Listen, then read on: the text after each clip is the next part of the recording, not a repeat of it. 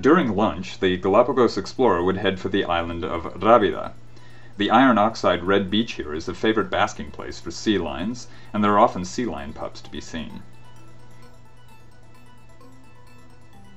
As a measure of how unafraid the sea lions are, I have often seen them carelessly lie on people's feet and snooze.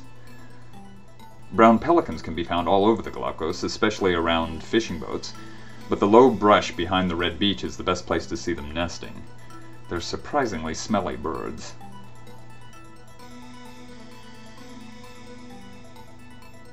Sometimes we would also see American oyster catchers on Rábida and other islands. Also behind the beach lies a lagoon where one can often see flamingos and pintail ducks. I've occasionally seen the fluffy white flamingo chicks wander down to the beach. One of the most remarkable Galapagos experiences to me was to see a flamingo at the water's edge while a penguin paddled right offshore. Two animals you would never expect to see together.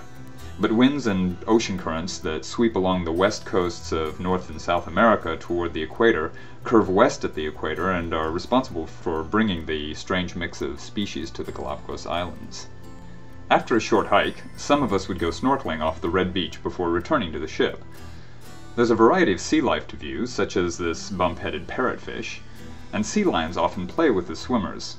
I once had two sea lions grasp hold of the tips of my swim fins and tug me along through the water. That night, the Galapagos explorer would sail north, crossing the equator for the first time that week. Of course, we would often see dolphins riding in the wake of our ship, but once during breakfast I looked out to see two sperm whales traveling parallel to the ship for several minutes. The ship would set anchor in Tagus Cove, off the largest island, Isabella, which is comprised of 1 inactive and 5 active volcanoes. At the landing site, we would often see flightless cormorants drying their stubby wings. With no land predators to threaten them, and with food sources so close to shore, the cormorants in the Galapagos lost their ability to fly. Instead, they developed more powerful legs and streamlined bodies to allow them to swim better.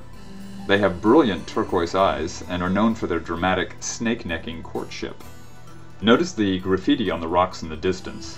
For hundreds of years, sailors have, unfortunately, painted or carved the names of their ships on the walls of Tagus Cove. We would then hike above the saltwater-filled crater called Darwin Lake, which affords this magnificent view. Much further along the trail, we would see another dramatic view, this one showing 3 of Isabella's 6 volcanoes. On the return trip, we would take the pangas along the shore of Tagus Cove, where we would often see penguins sitting on the rocks, sometimes as many as a dozen at a time.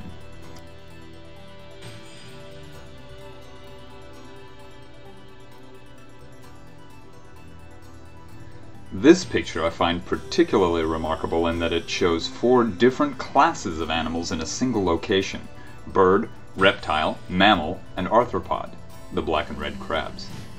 There's surely fish in the penguins and sea lion too. Only amphibians never naturally establish themselves in the Galapagos Islands. Another occasional sight in Tagus Cove is the great blue heron. In the afternoon, the Galapagos explorer would navigate the short distance to Punta Espinosa on Fernandina Island. Fernandina is the youngest of the Galapagos Islands and, along with Isabella, constitutes one of the most active volcanic regions in the world. Here you can see huge flows of sharp and broken A'a lava, as well as the ropey Pahoehoe lava. The island has numerous tide pools and lagoons where one can spot a variety of life, including the ubiquitous bright red and orange Sally Lightfoot crabs found on all the islands. Occasionally we would see green sea turtles swimming in the calm lagoons.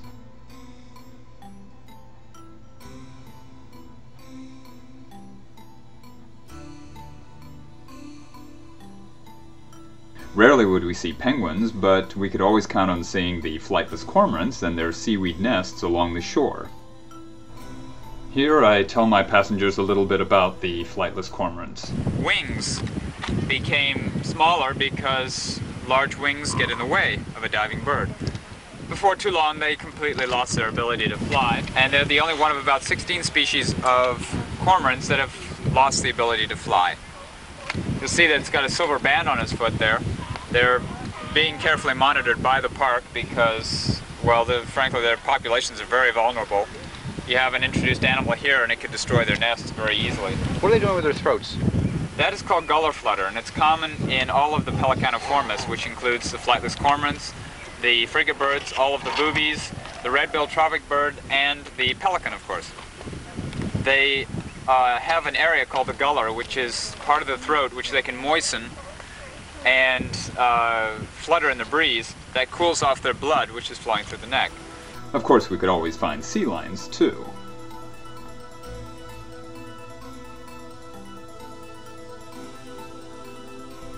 Large colonies of marine iguanas swim in these waters and bask on the shore as well.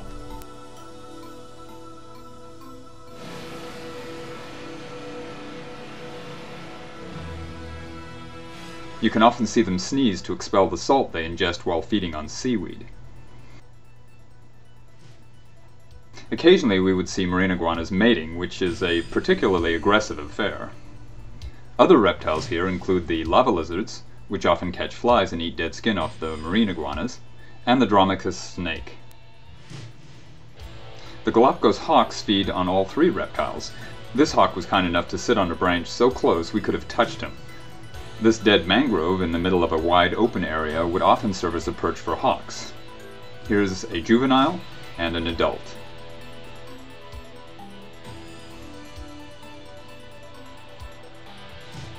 The tree also frequently served as a perch for mockingbirds, frigate birds, even marine iguanas. That night the Galapagos explorer would return to the Central Islands, again crossing the equator. On the way though, after dinner, we guides would sneak away as the passengers ate dessert. We would dress up as pirates and burst into the dining room roaring and yelling. Here I am with our mascot, the rubber chicken of the sea. Selected passengers dressed as King Neptune and his queen would yell at the captain for crossing the equator without making the proper sacrifices. We pirates would then round up a few of the passengers that we thought could handle the hazing, and made them act like boobies or sea lions or drink fake iguana blood. King Neptune would then announce that he was satisfied and that there would be a costume party after dessert. We often had a hard time finding passengers with enough presence and humor to play the role of King Neptune, so I eventually took over the job for the remainder of the year. After the costume party, I would also play the role of an endemic Galapagos elephant trainer. De un animal especial hoy noche. I am the animal trainer of a very special animal here tonight. Un elefante endemico de Galapagos. It's an endemic elephant from Galapagos. Two guides would dress up as Jambo, the elephant, and pretend to be drunk while I tried to have him perform tricks for the audience. The spectacle would end when Jambo would walk over a passenger volunteer, and the guides would squirt water all over the hapless victim as if Jambo had lost control of his bladder.